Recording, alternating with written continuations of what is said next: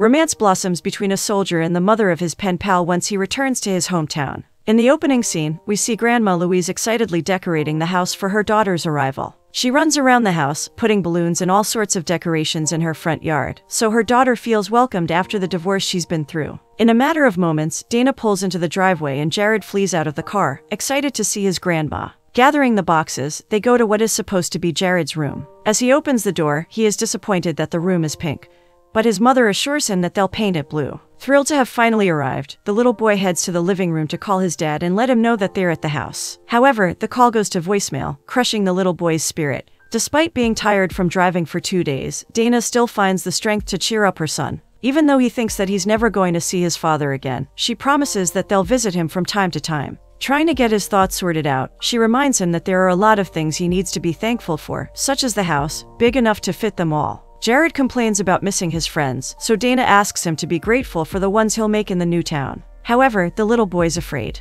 Just as his mother goes out of the room, ready to shut the light off and let him go to bed, Jared asks whether his father still loves him. Dana asks him not to speak such nonsense, assuming that he'll always love him and be there for him. Getting down to the kitchen, Dana is met with her mother, whom she makes sure to thank for letting them stay in the house. Nevertheless, Louise isn't as concerned about that as she is concerned for Jared's well-being. While it has been a not so good of a year for Jared, Louise promises to do everything she can to help him socialize, even plans to buy a bike so he can get to know the kids from around the block. The following morning, Jared doesn't seem to be ready to go to school yet. However, Dana manages to convince him and he is introduced to the class. Her first day at work doesn't go so smoothly either. While it is different from being the new kid in class, she still feels a little bit awkward. Not only will she have to get used to the new environment, but she'll be working on studies as well, something that her boss makes sure is known. We're taken to the other side of the world, more specifically, Bosnia, where Fort Sebastian soldiers are serving their time. We see Sergeant Vince and Lanny playing football with their coworkers when the mailman arrives. While everyone is getting letters from their loved ones, Vince is aware that he won't get any. Back at the school, the teacher gives her students sheets of paper and asks them to write a letter to one Fort Sebastian soldier. Coincidentally, he gets Sergeant Vince to write too, so he decides to be honest in his letter. Little does he know that the soldiers only have a few weeks until they can go back to their hometown, which will eventually change his life. To get him to fit in, Dana decides to sign Jared up for baseball practices, but he isn't so keen on the idea. Claiming that he sucks at it, he returns to his homework with a rather grumpy face. At his first practice, all the boys seem to be doing great and playing just like they're supposed to. That is not the case for Jared, however. He struggles with catching the ball and even gets made fun of for his not-so-great skills. The letter finally gets to Vince. Even he is surprised to be receiving a letter, so he anxiously opens it and begins reading it on the spot. Later in the evening, having had much thought about it, he decides to write Jared back, claiming that he reminds him of himself as a kid. The baseball game had not been a success, which is what Dana struggles with as well. She is already stressed, claiming that she can't be a mother and father at the same time. While she understands where Jared's coming from, all she wants is for him to fit in, as much as she would like to fit in at work. She complains to her mother about being behind on technology and even mentions how much younger her colleagues are than her, not to mention the setup she has to work. Louise asks her to relax and to be happy that she's finally working after 10 years. When it comes to the little boy, she promises to take care of him all the time. Jared rushes to the kitchen as his grandma tells him that he has a letter from the army. Excited to see that the soldiers responded, he rips the letter and begins reading it right away. In the letter, Vince thanks him for writing and for becoming his new friend.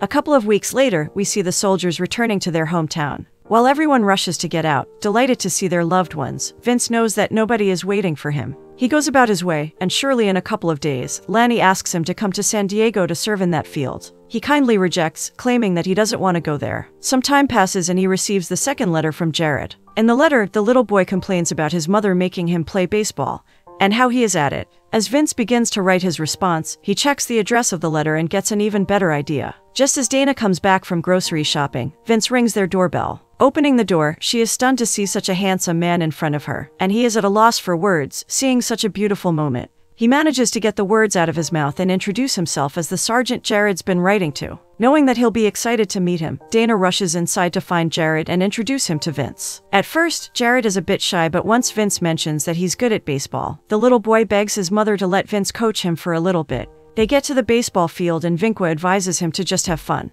The little boy manages to score a couple of good catches before the sergeant gets in his position to demonstrate receiving better. He advises him to stay still and keep his eyes on the ball. Surely enough, Jared loosens up a little bit and performs well, thanks to Vince's advice. As they finish playing, Jared asks Vince to continue coaching him. Dana assumes that he's busy, but Vince assures her that he would love to coach him, given that he has some time off. They settle on continuing the practice further. In the evening, Dana kisses Jared goodnight and heads to the kitchen to enjoy some late dinner with her mother. Louise questions her about Vince, but she tries to play it cool. However, she is fascinated by how Vince managed to teach him more than his father has ever taught him. The following morning, little Jared gathers the courage to ask the coach to be the team's catcher, despite not having any experience. Vince's advice and drive help Jared secure a position as the team's catcher. The little boy jumps for joy as his mother shares the wonderful news with him. At the next practice, Jared makes sure to thank Vince for everything he's done by inviting him to lunch with him and Dana. Embarrassed, Dana assumes that Vince has other things to do, so she asks Jared to be quiet. Surprisingly, Vince agrees to the lunch, but only if it's on him.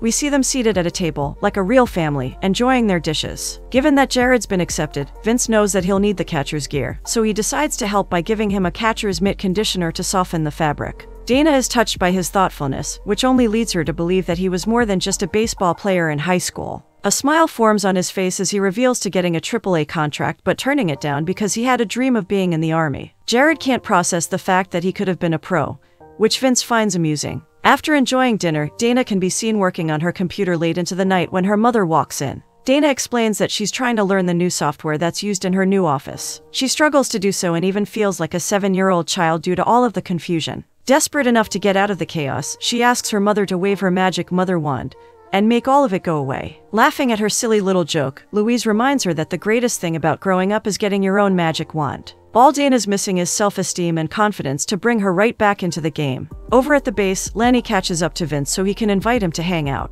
Vince lets him know that he's unable to, and Lanny immediately assumes that he's going on a date. With a laugh, Vince promises that it's not a date and claims not to be ready yet, unaware of what the near future holds. At the next practice, Dana brings Louise to meet Vince. As the boys run off to the field, Louise can't help but comment on how handsome Vince is. Given that Vince means a lot to him, the little boy invites him to his game on Wednesday, and he promises to be there. Wednesday comes and Jared, along with Louise and Dana, can be seen at the field. He looks around anxiously but soon accepts that he might not come. Vince breathes heavily as he keeps checking his watch to see the time. Lanny notices him shaking his leg, so he asks what the problem is. Once Vince tells him about the game, he is convinced that he is going on a date with the kid's mother, so he takes it upon himself to tell the senior sergeant that Vince needs to go. His colleagues laugh but support him as he rushes out. Jared comes to terms that Vince won't make it, but Vince surprises him at the last second. Once the boy gets on the field, Vince, Dana, and Louise sit by the bench. Trying to get them alone, Louise decides to grab some ice cream cones. Taking the opportunity, Dana thanks Vince for the wonderful coaching he's done for his son, and for showing up more than his father. Vince asks her not to, and even reveals that he is in the same situation as the boy, struggling with only his mother by his side. Curious, she asks whether he's ever been married, and he lets her know that he divorced his wife 3 years ago because they couldn't function properly while he was in the Army. He asks her the same and she reveals that she's struggling but tries to stay strong for Jared.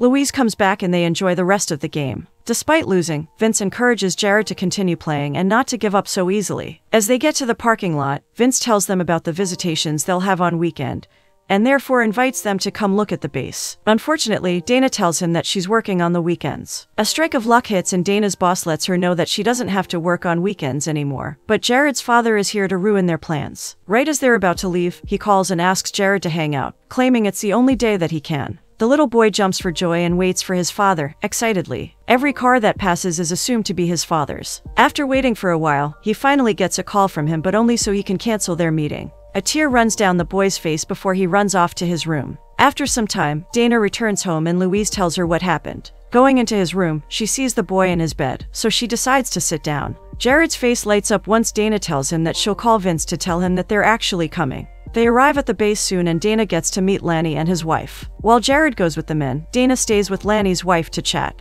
Finally letting his feelings show, Vince asks Dana for a dance and she agrees. The little boy watches with a smile on his face as Dana and Vince dance. As time goes by, not only is Jared getting better at baseball, but Dana and Vince grow closer, so do their feelings for one another. While Jared runs to the water fountain, Dana decides to try swinging. She almost hits Vince, so he decides to help her out. As he gets closer to demonstrate, the tension between them is evident, and their feelings for each other are clear. Jared takes the opportunity to find out firsthand. He asks his mother whether he's going to be his new father right before he goes to sleep. Dana laughs and assures him that there would be no such thing, but Jared informs her that he already knows he's her boyfriend. Having had enough of his silly comments, Dana asks him to go to bed before exiting the room. Even more time passes and the trio becomes even closer. From daily baseball practices to activities outside of it, such as camping, these people who were once strangers enjoyed each other's presence. Just as Jared's suspicious, Lanny wonders as well. As he hands Vince a picture of him and Dana dancing, he lets him know that they look at each other with so much love for them not to be together. Vince gets saddened for a moment, remembering his failed marriage and how he couldn't take care of his wife because he was in the army. He feels guilty about it, so Lanny assures him it wasn't his fault but hers. Regardless, he doesn't ask him to marry Dana. He only wants him to take her out to see the fireworks, just to see where things go from there. He listens to his advice and invites Jared and Dana to watch the fireworks. Wanting to get them out by themselves, Jared pulls some strings to get his mother to go without him. Lying that he has a stomach ache, he demands his mother go with Vince so he's not disappointed.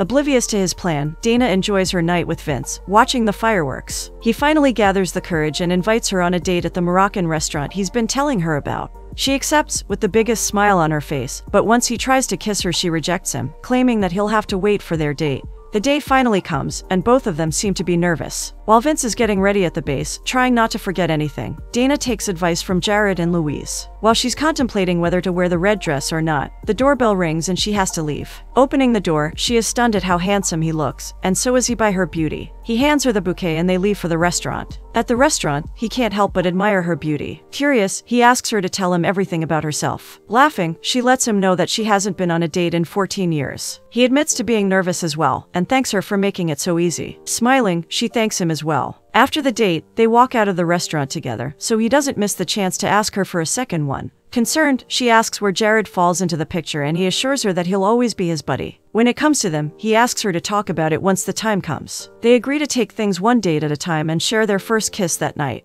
Everyone around them becomes curious. Lanny asks him to go on a double date, and Jared demands details of the whole night. While she makes Jared eat in the living room, Louise asks for all the details regarding the date. Dana finally admits to liking him and being excited about the future. They enjoy their company among his friends and through various activities, especially Jared's baseball games. He has gotten significantly better at playing. He proves to all that he's amazing as he scores big on an important match, making the crowd and his teammates go crazy. In the evening, Dana tucks him into bed, but before he goes to sleep, he lets her know that she has the biggest smile on her face, and that is due to Vince being in their lives. It makes her smile even more, having her son support her new relationship. After getting the little boy to go to bed, she goes to the backyard where Vince is waiting for her on the swing. She can't take her eyes off of him, so when he asks what she's looking at him for, she showers him with kisses. Not only is her love life amazing, Dana finally gets the recognition she deserves at work as well. Everyone around her and Vince is rooting for them to work out, which is why her mother tries to get her to spend as much time as she can alone with Vince. They go on dates, hang out with his friends, and occasionally visit Jared at his matches. Life seems to be going great for the two as they engage in sports activities as well. The time passes and Jared's birthday arrives. All of them gather in a group and watch Jared as he opens the presents he's gotten. He stumbles upon a box that has a tag saying it's from his father. Although hesitant, he opens the box only to see a cap with his team's logo on it. He is curious as to how his dad knows what team he plays for, so Dana hires him to move on to the next present. Opening the box from Vince, Jared is pleasantly surprised to see a big baseball helmet. In the evening, right as Dana puts him to bed, he informs her that he knows the present from his father was actually from his grandma. Feeling bad, she changes the subject, asking whether he wants to become a professional baseball player. He surprises her when he says that he's thinking about joining the army as well. Nevertheless, she lets him know that they'll jump to the bridge when the time comes for it. Getting into the kitchen, she sits by Vince and thanks him for getting Jared a present when his father couldn't remember to call him. Vince changes the subject to her work, and while she seems to have gotten a hold of it, he can tell that she's not happy. Using his own experience, he admits to quitting baseball despite it being his biggest dream, only because he knew that it wasn't for the long run. Given that she's not happy at her job, he asks her about her dream, something she wanted to do since she was a child. She mentions architecture. She's always wanted to become an architect. He encourages her to go for the dream. As he leaves, she asks her mother whether she's keen on the idea of her going to night school for architecture. Louise couldn't be happier as she assures her that she'll be more than available to take care of Jared.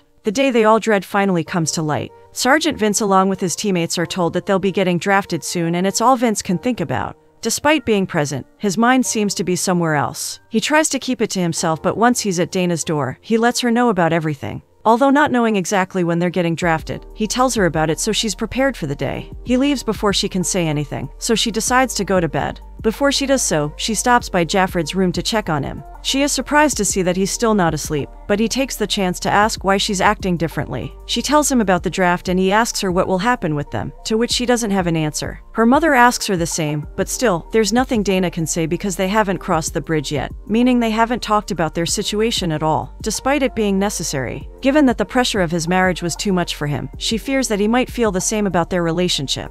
While she doesn't know what will happen to them, Vince is certain that they need to break it off so she can live her life. He won't feel good if he asks her to wait for him for a year, given that he's the first person she's dated since getting divorced. He wants her to explore and eventually find the right person. Lanny supports his decision but asks whether he loves her. Vince admits to loving Dana but claims that the good thing is that he hasn't told her that yet. Sensing that the end is near, Dana thanks him for the wonderful couple of months he's given her. She doesn't know what the future holds, which is why she feels the need to thank him before it's too late. And a woman's intuition never lies. STG, Vince, Lanny, and their other teammates are informed that they'll be shipping out in 10 days, as they're required for help by other bases. Wasting no time, he tells Dana and she understands. They agree on breaking up as it is what they said they would do. Neither of them wants this, which is why they go back and forth, falsely reassuring themselves that it's their only option. They call Jared down and explain to him the situation. He understands as well and only asks for them to continue writing to each other, which is something Vince strongly agrees with. Tears fall down Dana's face and Vince's eyes fill with tears as he heads out.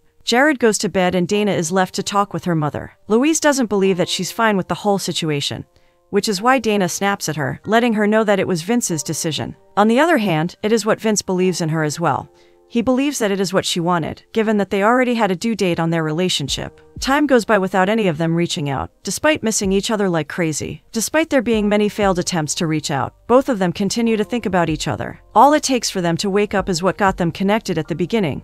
Jared's letter. Jared makes sure to ask his mother how she feels, so he can decide on what to write to Vince. In the letter, he lets Vince know that Dana misses him like crazy, and therefore assumes that he misses her too. That's all it takes for Vince to come knocking on Dana's door once again, knowing that Jared's genuine. Opening the door, she is surprised to see him there. He tells her that he misses her like crazy, and so does she. They clear the air on who wanted the breakup and conclude that neither of them wanted to break it off. Finally, they say they love each other and share a passionate kiss, with Jared cheering them on in the background. The day they all dread comes, when Vince has to fulfill his military duties. After putting the bags on the bus, he hugs Jared and promises to write, call, and email all the time. Putting him down, he turns to Dana, who promises to wait for him regardless of how long it takes. The last thing they say to each other is that they love one another, and before he gets on the bus, they share a passionate kiss.